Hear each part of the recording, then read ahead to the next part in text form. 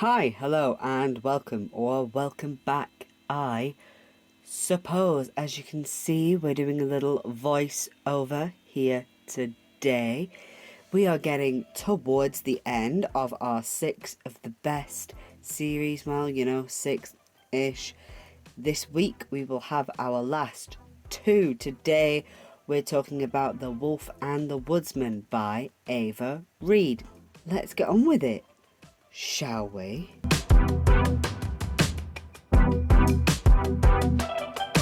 So, The Wolf and the Woodsman is a book that I feel held a lot of potential and didn't necessarily live up to it.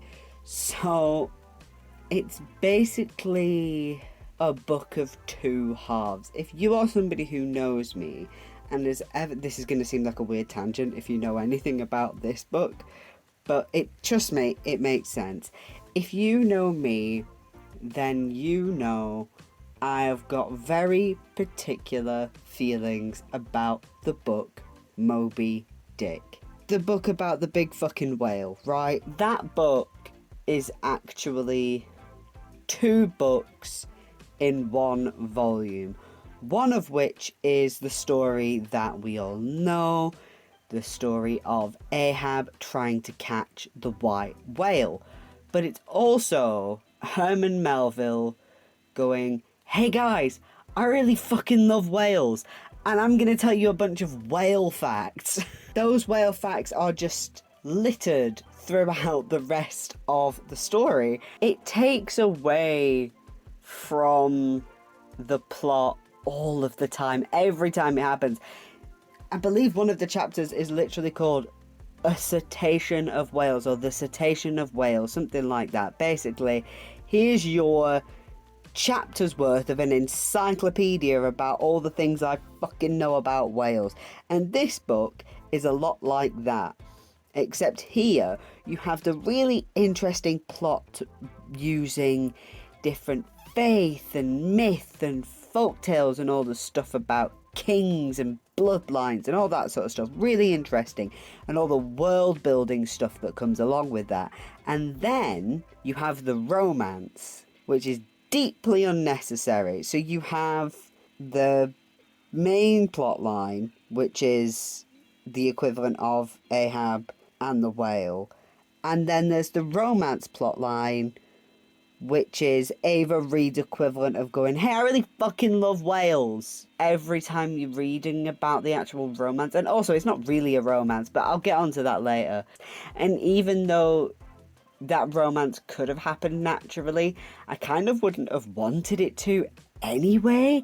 I don't think romances are necessary in every book. I have so many notes about the actual plot line being interesting, trying to understand how the decoy thing is going to work, because surely that's going to backfire at some point, and that plan doesn't really seem to make sense, but they made it make sense as it went along, and I really liked that. And I was interested by the way that the forest is half alive, sort of Ents but not really kind of thing, and all the little bits about the way that faith, like I said, faith and myth and all that sort of stuff is introduced. So it's mostly Hungarian myth and folktale and Jewish myth and folktale, and how that all blends together with other stuff kind of thrown in, and it's all magic systems, and it all works so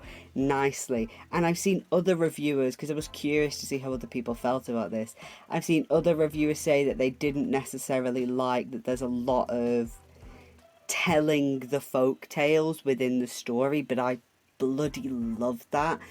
I have spoken about a few stories this year that use folktale elements, and I love those stories being told within the main story. I think that's really fascinating, and it's all new to me as well. I'm not particularly familiar with either Hungarian or Jewish mythos and that kind of thing. The only story that was told that I knew about was the creation of the golem. There's a man of clay with God's name and a piece of paper in its mouth, and that was the only story that I really recognised.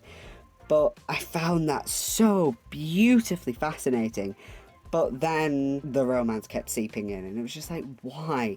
For a start, our main character, apologies for any pronunciation issues, but our main character, Avike, is meant to be 25, but she seems so juvenile. And it's tricky for me to entirely put my finger on what it is that makes her feel so young, but I think a lot of it is that she kind of reads like a YA protagonist. And generally, YA fiction, they're gonna be what, like 16 to maybe 19 or 20.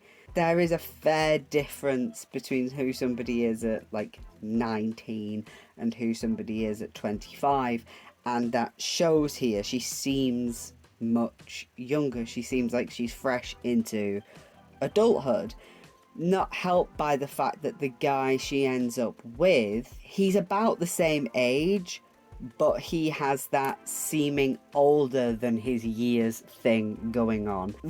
My biggest issue with it is that a lot of the romance just was a bit boring because it was so repetitive. So it's just a lot of the same lines used. So it's always her cheeks are flushed, or her cheeks are burning, or she's always thinking about what it felt like when they snuggled/huddled for warmth. They were like cuddled up together when it was in the freezing cold because winter's setting in, and she thinks about the feel of his body all the time. Up until a certain point, she is always so surprised when he calls her Avike rather than calling her Wolf Girl. And it just gets a bit dull after a while. And it's just, I was glad that there was never a fully explicit sex scene. There was some, like, kind of saucy things going on. And one of them I was just like, are you really doing this now? When the person that you're with is on watch, probably not that far away. I thought that was a bit grim. But the biggest issue, and I know I keep saying the biggest issue that I have, because it's hard to keep my thoughts in order with this, because I really wasn't having a great time with this plot, with this subplot, is that it isn't really a romance. For most of it, it just feels like they're both really fucking horny, which is fine, but there's a lack of awareness here.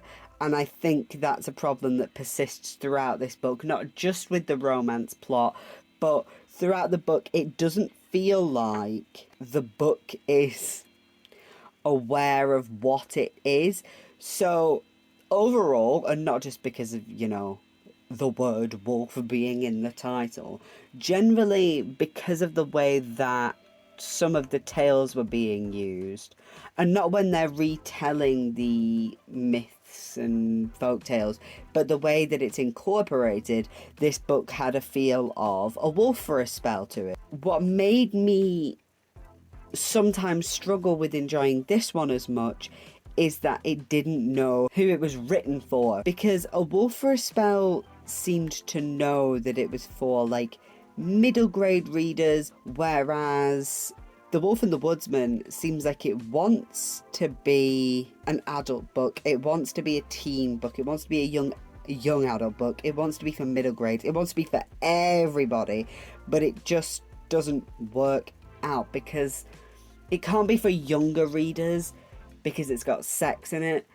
and violence in it, but it can't really be for older readers because of the way that the protagonists are. And I'm not saying that older readers can't enjoy young adult, but when you are an older reader enjoying fiction for younger readers, be it middle grade through to young adult, you are aware of what you're reading. Right, so if I picked up something by Alice Osman, I've got Solitaire on there, or I've got Holly Jackson's A Good Girl's Guide to Murder, I know those books are going to be aimed at a younger reader than me, so I know what to expect in terms of writing style, what to expect in terms of the way that the characters are portrayed, because they're going to be younger than me.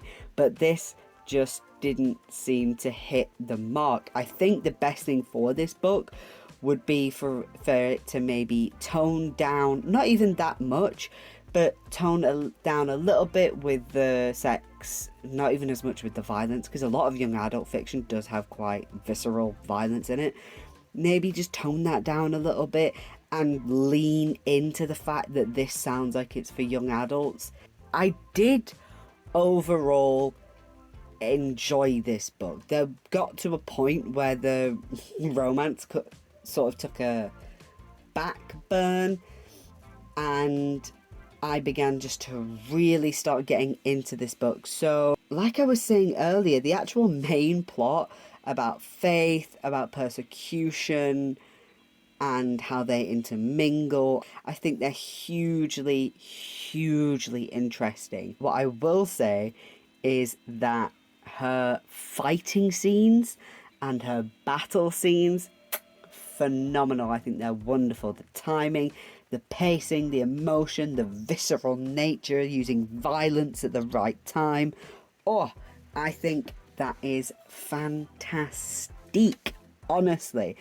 The final battle, I will not be doing spoilers here. So the whole book is told from a first-person perspective. That works so well for the final battle scene, because you really are centered in on the feeling of being in that battle. She chose to focus in on how Avike was coping within this battle, and there's some truly visceral moments within that worked so well, and it was so punchy. Overall, I would say that I really enjoyed this book. Like, I did overall, but it's just something that's not going to make it onto my favourites list because of the way that it was brought down by the romantic subplot. If you are an adult reader who really likes reading young adult fiction, then I think you'll enjoy this book. But if you are an adult reader looking for fantasy but doesn't particularly enjoy stuff for younger readers at all, which, fair enough, then I perhaps wouldn't go towards this one. Let me wrap things up. So I am trying to get to that lovely little 50 subscriber mark by the end of the year. So you can do all the things, that I'm supposed to ask you to do to steal something from Evangelina Scrov there. So, like, comment, subscribe, hit the little bell thing and put all notifications or whatever it says. Go for that. And check out my Twitter below. Retweet the video tweet. It's all a great help. Let me know if you read this as well, because if you have, I would be curious to know how you felt about the romance subplot. So, I hope you have a wonderful day, a wonderful night, a wonderful whenever you are watching this. Take care of yourselves. Right.